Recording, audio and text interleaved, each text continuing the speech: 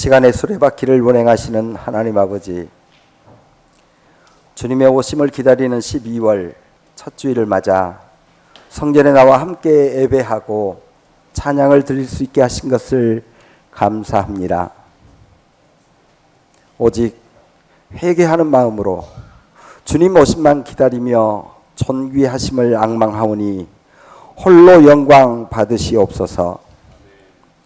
주님을 기다리는 성도들의 마음에 진심과 진실만 가득하게 하시고 기쁨과 환희가 넘치게 하시옵소서. 대림의 계절에 다시 자신을 돌아봅니다. 무엇보다도 스스로 교만한 마음으로 불순종하였음을 고백합니다. 가정에서 주님의 말씀보다는 스스로 판단하고 정죄하는 일이 많았습니다. 교회에서도 주님의 사랑으로 친교를 나누고자 했지만 말을 앞세운 적이 많았습니다. 이웃들에게도 주님의 평화를 나누고 전하려고 했지만 불평의 마음이 적지 않았습니다. 직장에서 일할 때 십자가를 지고 골고다 언덕을 오르는 주님처럼 어렵고 힘든 일에 앞장서야 함에도 쉽고 편하고 이기적인 선택을 하기도 하였습니다. 주님, 저희들의 이런 교만과 불순종을 고백하오니 용서하여 주시옵소서. 추운 겨울에 동정녀를 통해 환영받지 못한 몸으로 낮고 천한 이 땅에 오신 주님, 불순종과 교만의 저희들에게 다시 소망을 품고 주님 오심을 기다리게 하시니 감사합니다. 이 시간 무진 교우들 모두가 간절한 마음으로 소망을 품게 하시옵소서. 높은 자리에 올라 대접받기 좋아하는 저희들이 오로지 주님처럼 낮고 천한 자리, 겸손한 자리에 앉고자 하는 소망을 품게 하시옵소서. 교우들 한 사람 한 사람이 감사와 찬송으로 주님의 오심을 기다리는 소망을 품게 하옵소서. 무진 교회가 말씀과 찬양과 기도가 충만한 교회 되는 소망을 품게 하시옵소서. 무진 교회의 연로하신 교우들이 건강하시도록, 병석에 있는 교우들이 회복되도록, 학업에 열중하고 있는 청소년들과 무럭무럭 자라나는 어린이들이 하늘 양식으로 성령이 충만하도록 소망을 품게 하시옵소서. 무진 교회가 이웃과 세상에 빛과 소금이 되어 선한 영향을 줄 수 있는 소망을 품게 하옵소서. 이 나라의 정치, 경제, 사회, 교육과 외교, 국방 등 모든 영역에서 만연한 불법, 탈법, 무능, 무책임, 무도함, 부정, 불공정, 몰상식 등 총체적 난국 속에서 새하늘과 새 땅을 향한 소망을 품게 하시옵소서. 하나님의 구원의 계획과 섭리가 개인과 국가, 지역과 중앙, 노동자와 사용자에게 구원의 방주가 되는 소망을 품게 하시옵소서. 가장 낮은 자를 가장 높은 자로 섬기는 것을 소망으로 품게 하시옵소서. 적은 소유로도 넉넉하게 오병이어의 기적을 도모하는 어린아이를 소망으로 품게 하시옵소서.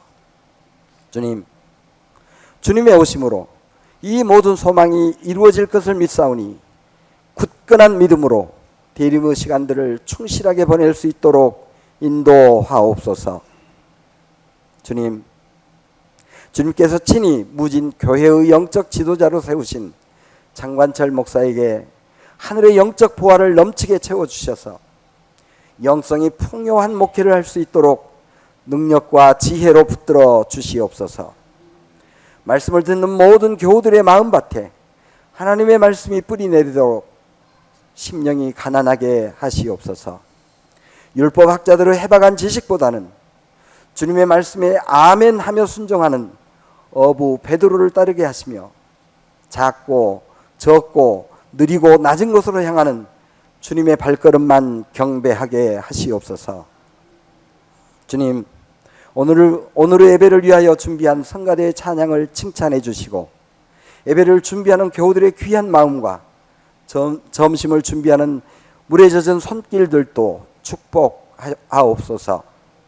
모든 것을 주님께 의지하오며 소망을 잃은 혼탁한 시대에 간절한 소망으로 오신 예수님의 이름으로 기도드리옵나이다. 아멘.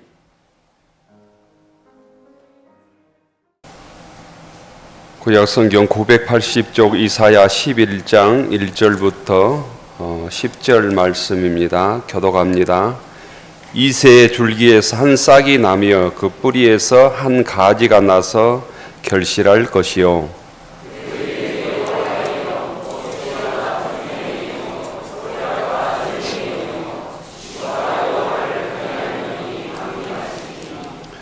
그가 여호와를 경외함으로 즐거움을 삼을 것이며 그의 눈에 보이는 대로 심판하지 아니하며 그의 귀에 들리는 대로 판단하지 아니하며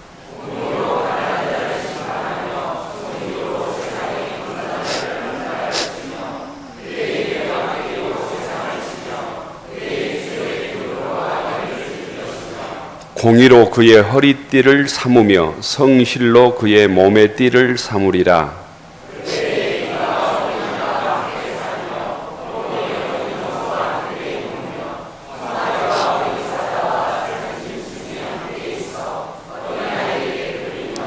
암소와 곰이 함께 먹으며 그것들의 새끼가 함께 엎드리며 사자가 소처럼 풀을 먹을 것이며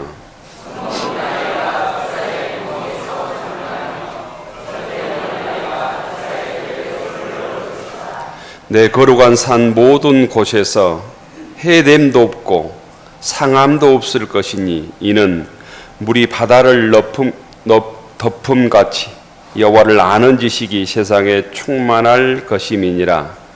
그날에 이새 뿌리에서 한 싹이 나서 만민의 기치로 설 것이요 열방이 그에게로 돌아오리니 그가 거한 곳이 영화로우리라. 아멘.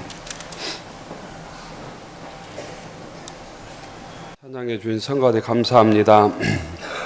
12월 첫째 날 또 첫째 주일입니다. 교회력으로는 대림절 첫째 주일입니다. 주의전에 나오신 모든 교우들을 주의 이름으로 축복합니다. 옆 사람 인사하십시다. 반갑습니다. 잘 나오셨습니다. 웃는 얼굴로 좀 하시면 좋을 것. 제가 웃지를 잘 못해가지고. 예. 주님의 평화가 여러분에게, 주님의 평화가 성가대분들에게 표하겠습니다. 생명을 택하고 네 하나님을 사랑하라. 생명을 택하고 네 하나님을 사랑하라. 지난 주간 어려움이 있는 교우들이 있었는지 모르겠습니다. 또한 감사한 일이 여러분들에게 어떤 일이 있었는지 모르겠습니다. 저는 어제 우리 남신도의 회원들 또 여신도 회원들과 갈개교회 김장배추 작업할 수 있어서 감사했습니다. 김장배추 작업이 갈개교회 목사님에게 큰 힘이 되었으면 좋겠다 생각하고 저희들의 방문이 또 외롭게 목회하는 김 목사님에게 또 위로가 되었으면 좋겠다 이 생각합니다. 이번 주간 믿음의 교우들과 함께 즐겁게 김장할 수 있었으면 좋겠습니다. 김장 일정에 맞춰서 교우들께서 시간 손을 보태주시고 또 함께 해주시고 봉사해 주시기 바랍니다. 또 한 가지는 어제 저녁 시간에 우리 교회 이웃인 인성 이영전 사장님과 저녁 식사했는데 힐링 카페에 있는 그 건물입니다. 좋은 소식을 들었습니다. 그 입구에 그 건물이 주식회사 인성이라고 하는 그 사장님 회사 건물인데 그 건물은 중동 사우디에 전문적으로 기계 수출하는 그 전문 기업입니다. 오파상이라고 흔히 얘기하는 것 같더라고요. 이번 12월 5일이 무역의 날이랍니다. 무역의 날인데 그때 700만 불 수출답 수상을 냈답니다. 700만 불이 얼마인지 몰랐더니 100억이더라고요. 100억 불 수출답 수상했다고. 100억 불 이상 수술하면 그때 상 주는 게 있나 봐요. 그리고 우리 이영전 사장님께서 대한민국 산업포상을 받게 됐다고 기쁜 소식을 전해주면서 식사했습니다. 그 사업을 한 지가 30년 됐는데 무진교회 옆으로 오고 교회 회사가 잘 되었답니다. 좋은 일이죠. 네. 교회 옆으로 옮기고 뭐 장사가 잘 된다, 회사가 잘 된다, 이게 좋은 일이잖아요. 그래서 무진교회 교우들에게 특별히 감사드린다 이런 말씀도 전해주시고 100억 달성 기념으로 우리 교회에게 특별 헌금도 아주 많이 해주셨습니다. 네. 헌금했다고 그러니까 기쁜 마음이 들지요. 감사의 마음이 들죠. 예. 이영전 사장님 만나시면 축하도 해주시고 또 회사 발전을 위해서 기도하겠다고도 하시고 또 교회에 나오시라고도 말씀해 주시기 바랍니다. 예. 저하고 약속한 게 환갑이 되면 교회를 나오겠다고 했는데 지금 환갑이 됐거든요. 예. 여러분들이 교회 나오시라고 전 말을 했는데 나오면 다 자기가 전도한 사람이 됩니다. 아셨죠? 이번 주부터는 교회력으로 대림절입니다. 대림절. 그래서 색깔도 다 보라색으로 바뀌어 있습니다. 대림절은 어디서 오다, 누가 도착하다 이런 라틴어의 어드벤투스라고 하는 단어에서 시작되었다고 그럽니다. 이 대림절은 예수님의 성탄, 예수님의 성탄으로 오시는 사건을 초림이라고 그러죠. 초림뿐만 아니라 예수님께 다시 오심, 재림을 기다리는 교회력의 절기입니다. 교회력은 대림절로부터 시작합니다. 그러니까 이날이 세상적으로 얘기하면 우리 기독교로 얘기하면 이날이 설날입니다. 이날이 1월 1일 새 정초인 거예요. 교회력으로 한 해의 시작을 알리는 뜻도 있습니다. 대림절에 사용하는 예전색은 보라색을 상징하는데 기다림의 색깔, 고난의 색깔로 상징합니다. 단순히 대림절은 2000년 전에 오셨던 예수님만 기다리는 것이 아니라 다시 오실 예수님을 또한 재림의 예수님을 기다리는 의미도 있습니다. 예수님 오심을 축하하고 또 다시 오실 예수님의 재림을 사모하고 준비하며 기다리는 마음으로 2024년 대림절을 보낼 수 있기를 바랍니다.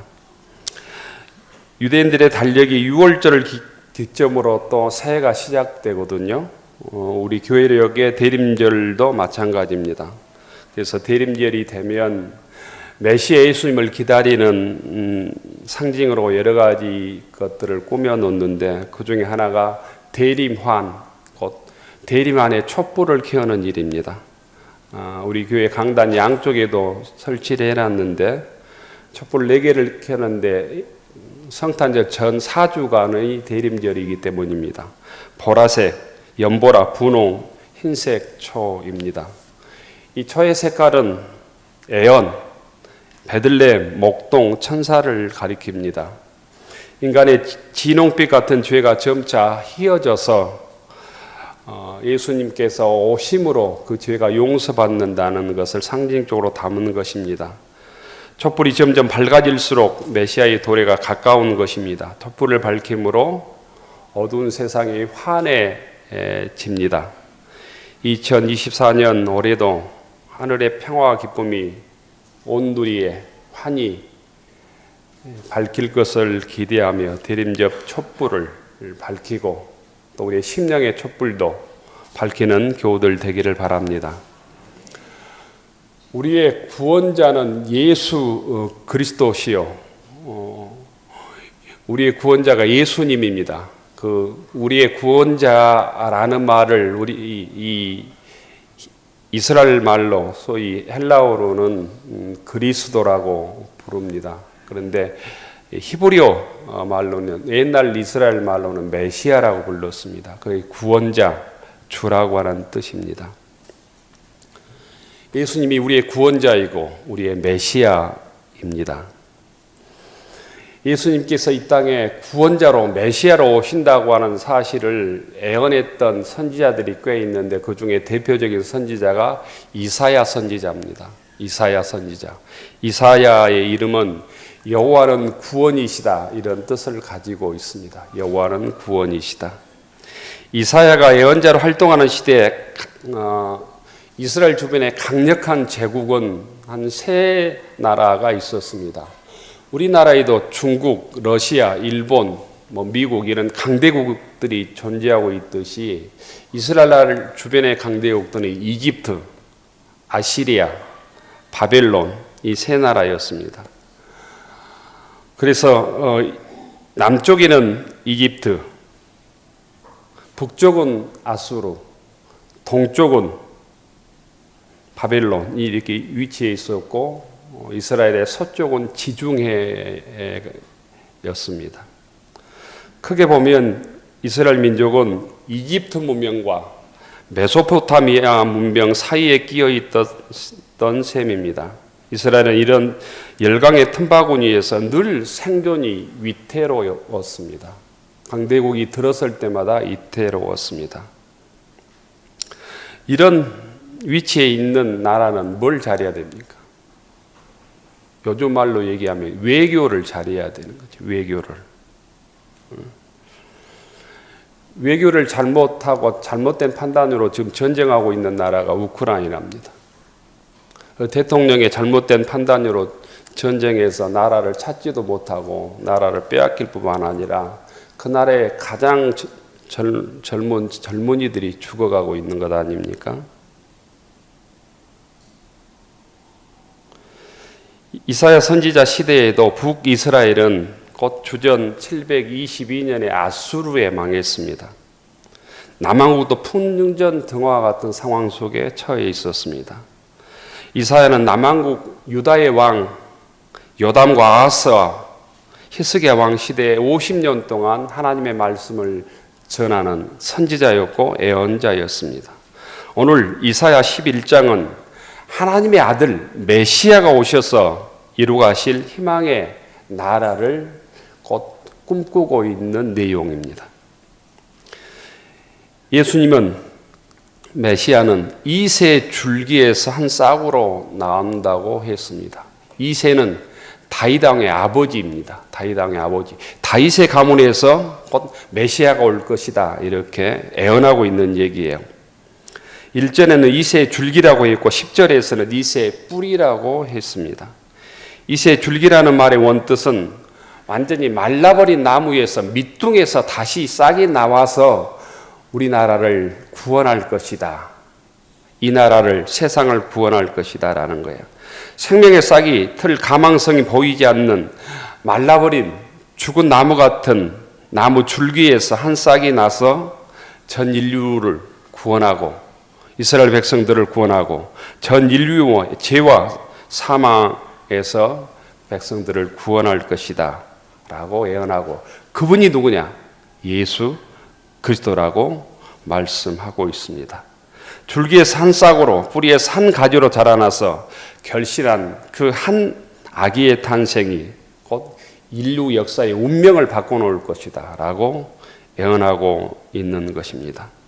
오늘 11장 우리가 1절부터 10절까지 읽었는데 2절부터 5절 내용에 보면 그의 위에 여호와의 영 곧 지혜와 총명의 영이요 모략과 재능의 영이요 지식과 여호와를 경외하는 강림하리니 그가 그 메시아가 여호와를 경외함으로 즐거움을 삼을 것이며 그의 눈에 보이는 대로 심판하지 아니하고 귀에 들리는 대로 판단하지 아니하며 공의로 가난한 자를 심판하며 정직으로 세상에 겸손한 자를 판단할 것이며 그의 입의 막대기로 세상을 치며 그의 입술의 기운으로 악인을 죽일 것이며 공의로 그의 허리띠를 삼으며 성실로 그의 몸의 띠를 삼으리라 이렇게 말씀하고 있습니다.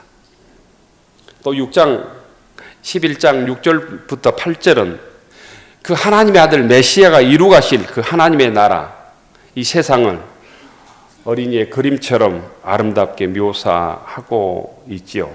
6절에 보면 니리가 어린 양과 함께 살고 표범이 어린 염소와 함께 눕고 송아지와 어린 사자가 살진 짐승과 함께 있어서 어린 아이에게 끌리며 암소와 고음이 함께 먹고 그것들의 새끼가 함께 엎드리고 사자가 소처럼 풀을 먹고 젖 먹는 아이가 독사 구멍에서 장난하고 젖된 아이가 독사의 굴에 손을 넣어도 문제가 없는 세상이 될 것이다.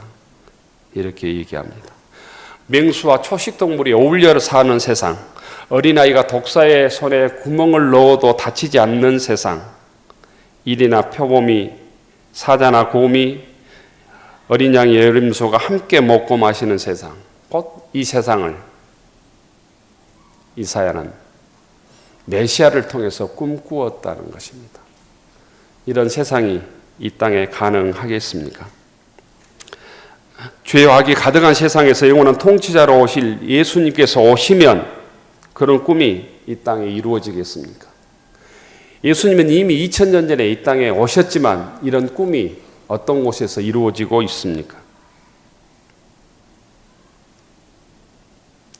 하나님께서는 이 세상을 어떻게 통치할 것인지, 하나님이 통치하는 세상은 어떤 세상인지 또는 이사야는 환상을 통해서 이 얘기를 하고 있는 것입니다. 다윗의 아버지인 이새 가문에서 한 싹이 나오고 한 가지가 나와서 그 일을 하나님께서 시작하신다고 말씀하고 있는 것입니다. 그가 판단하는, 하나님이 보내신 메시아가 판단하는 그 기준은 세상과 같지 않다는 것입니다. 오직 공의로 판단한다는 것입니다. 4절에 보면 공의로 가난한 자를 판단한다고 했습니다. 5절에 보면 공의로 그의 뜰이를 삼으며 성실로 그의 몸의 띠를 삼을 것이라고 했습니다. 북왕국은 이미 망하고 남왕국도 풍전등화 같은 상황 속에서 이런 메시지는 한가해 보이기도 합니다. 아수르와 바벨론과 맞서서 군사력을 높여야 되고 무기를 짓고 총연습을 하고 사람 죽이는 연습을 해야 되는 것 아닌가. 이게 세상의 논리입니다. 우리나라로 얘기하면 한미일 동맹을 강화해야 된다. 이런 논리입니다. 그런데 이사야는 공의로 가난한 자를 심판하며 정직으로 세상의 겸손한 자를 판단하게 될 것이다. 또한 입의 막대기로 세상을 치고 입술의 기운으로 악인을 죽인다는 말은 가난한 자와 겸손한 자를 억압하는 세력을 하나님께서 응징하실 것이다. 이런 뜻입니다. 이사야는 하나님께서 새로운 방식으로 세상을 평화를 이루어 가신다는 말씀입니다. 그 평화의 나라를 세우는데 핵심은 공의, 성실이라는 것이에요. 공의와 성실은 크게 보면 같은 뜻입니다. 공의로울 때만 성실한 거예요. 내가 성실한 삶을 산다. 이것은 공의로운 삶을 산다는 다른 뜻이기도 합니다. 우리가 경험하고 있는 이 정부는 공의롭지도 않고 정직하지도 않아서 국민들로부터 버림을 받고 있죠. 전국의 대학 교수들이, 대부분의 카톨릭 사제들이 성명서를 내고 국민들은 길거리에서 대통령에게 하야하라고, 국정을 바꾸라고 목소리를 높이고 있습니다. 또한 더 이상 대통령에게 기대할 것이 없으니 대통령을 탄핵해야 되는 목소리가 갈수록 높아지고 있습니다. 그럼에도 불구하고 이 땅의 대통령은 끔찍도 하고 있지 않는 모습입니다. 공의와 성실을 상실한 왕, 대통령, 메시아도 왕도 대통령도 아니라는 거예요.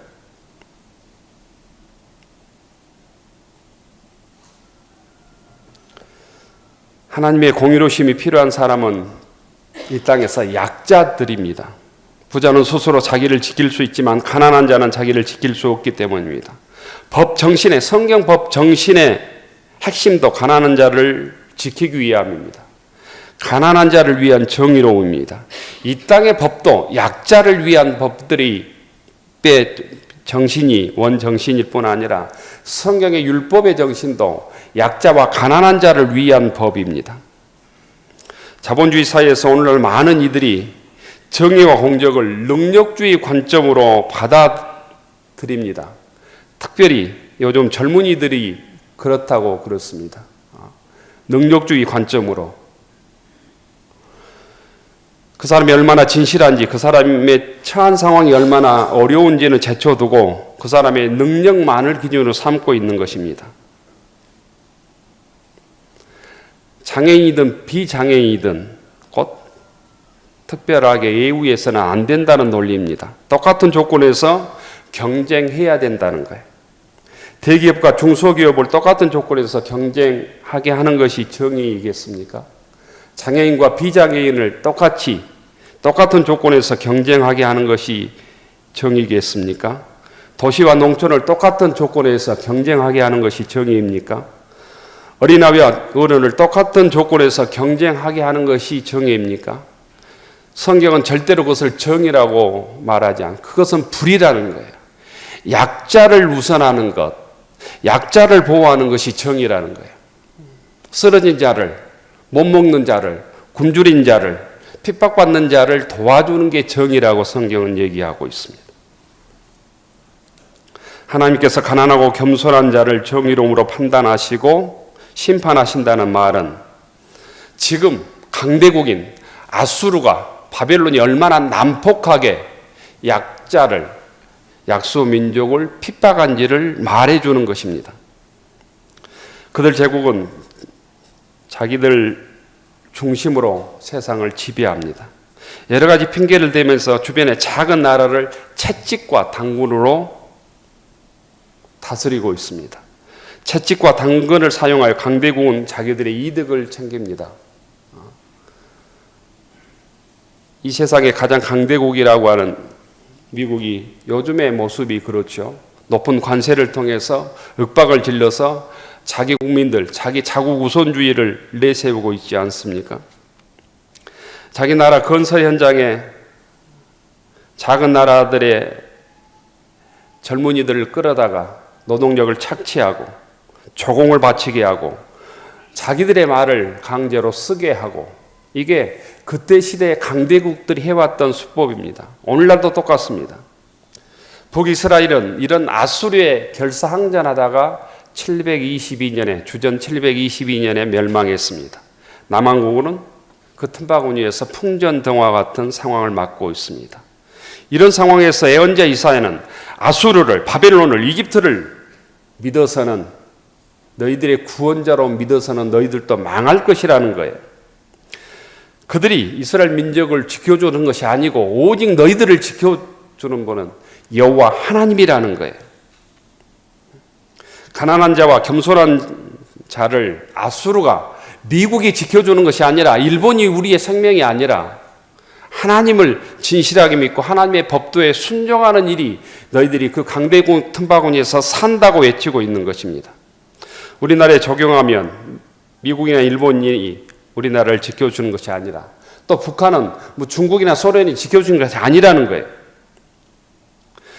더 구체적으로 우리에게 적용하면 돈이 아니라 사람이 아니라 권력이 아니라 돈이나 권력과 건강이 내 생명을 내 영혼을 지켜주는 것이 아니라는 거예요.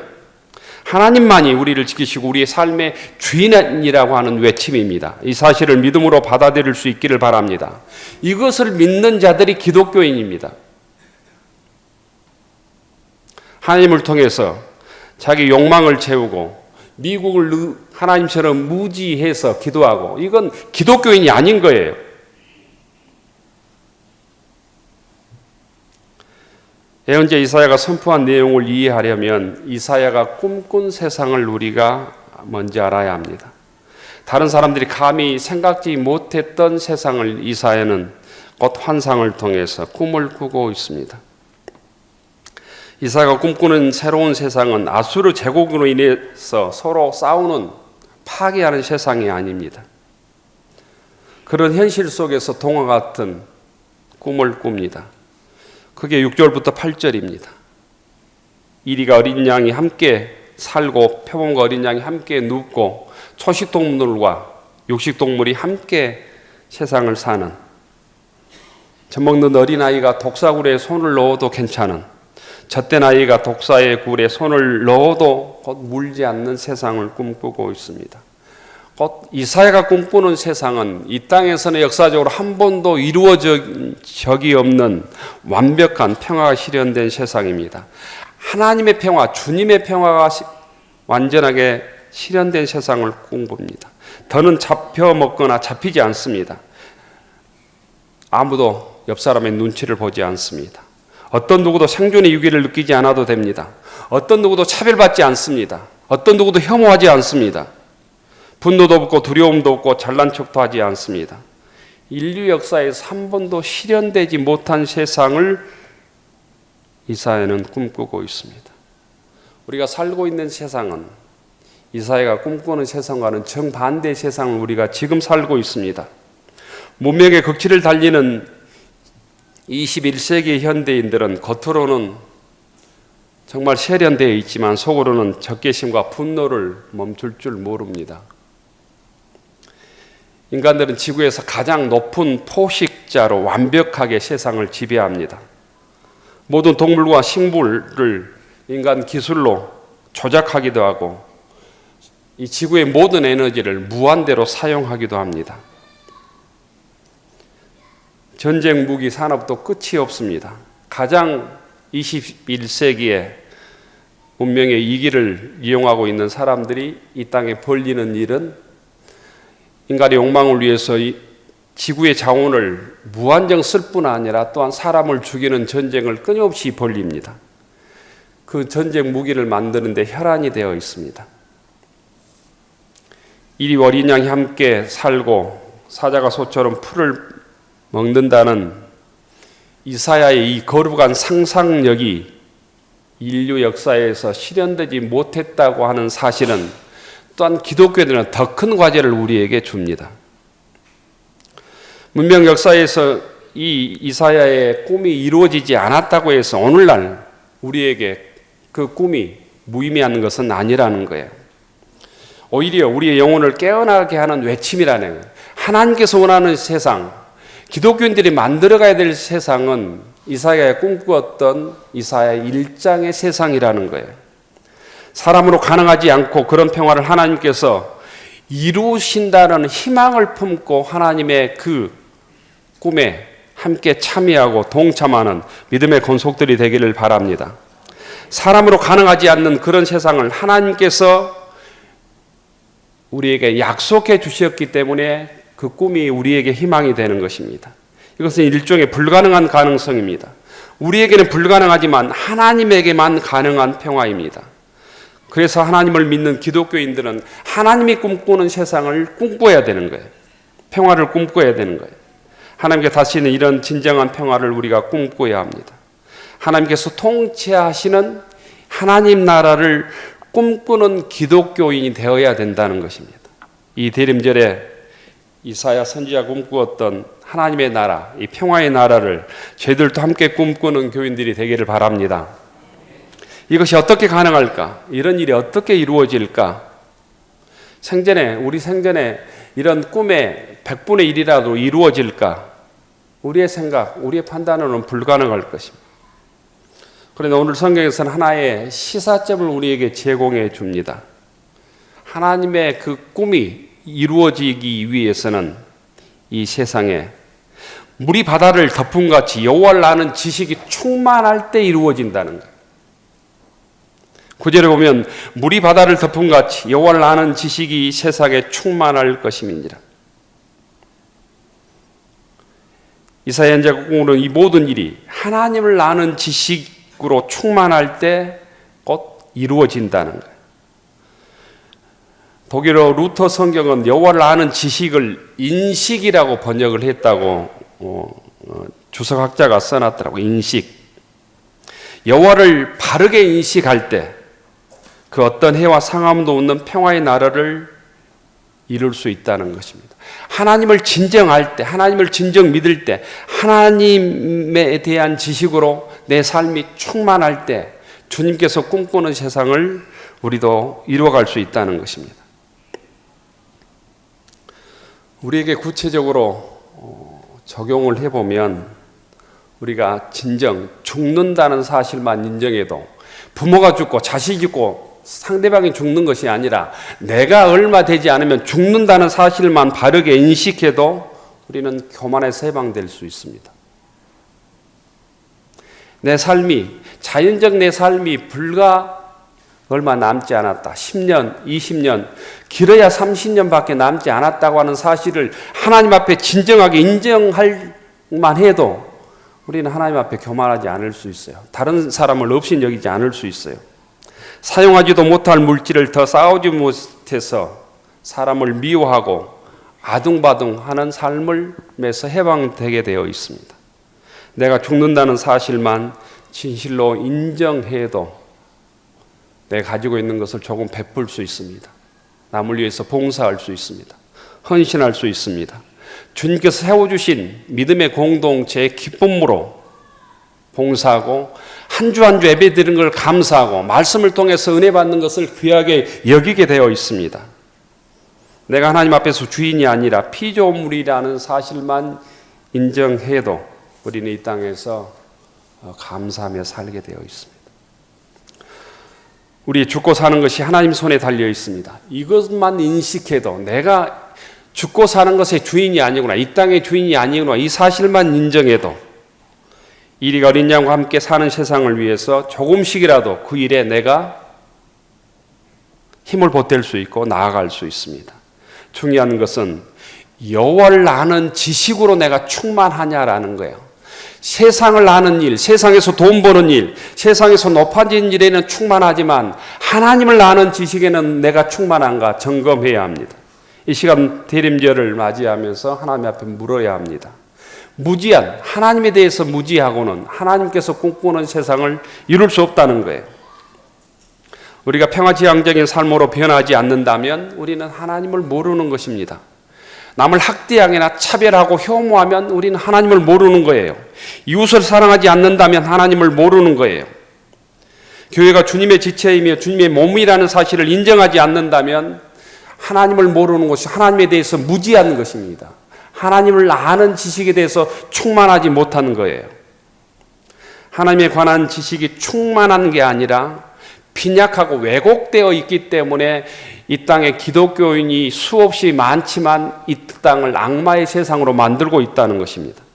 교우 여러분, 여호와를 아는 지식이 충만해서 하나님께서 원하시는 나라를 이사야처럼 꿈꿀 수 있기를 바랍니다. 하나님을 아는 지식이 충만해야 하나님을 믿고 믿음이 흔들리지 않습니다. 그래서 성경에서는 끊임없이 하나님을 알자고 외치고 있습니다. 호시아 3장 6절에 보면 그러므로 우리가 하나님을 알자, 힘써 하나님을 알자 이렇게 외치고 있습니다. 새로운 세계의 도래를 꿈꾸는 자, 힘과 억압으로 이루어지는 나라가 아니라 물이 바다를 덮음 같은 여호와를 아는 지식이 충만할 때 그 세상을 이룰 수 있는 우리가 하나님의 도구가 될 수 있습니다.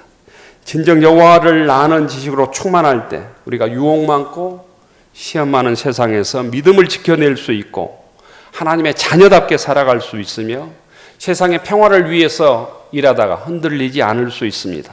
또한 주님의 몸된 교회, 십자가를 지시고 죽으시면서 허락해 주신 이 주님의 몸된 교회를 정말 기쁨으로 감사함으로 헌신함으로 섬길 수 있습니다. 교회에서 의견이 달라도 주님의 사랑으로 하나 될 수 있는 능력은 하나님의 사랑으로, 하나님의 지식으로 충만할 때입니다. 그럴 때 유혹을 이겨내고 승리할 수 있습니다. 2024년 하나님의 지식으로 충만함으로 물이 이 바다를 덮음 같은 하나님의 지식으로 충만함으로 우리에게 찾아오시는 주님을 영접하고 주님께서 우리들에게 맡겨주신 귀한 사명들, 이삭이가 꿈꾸었던 이 하나님의 나라를 저희들 힘써 이루어가는 믿음의 교우들이 되기를 축원합니다. 기도합시다.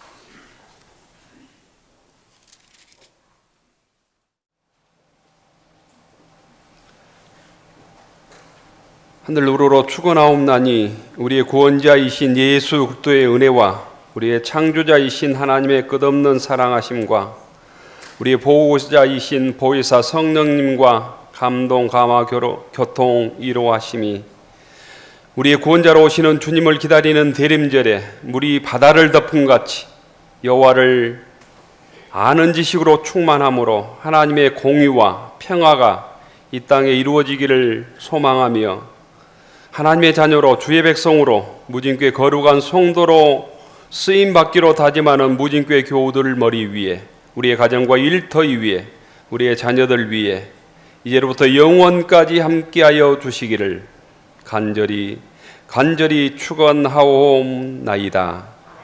아멘.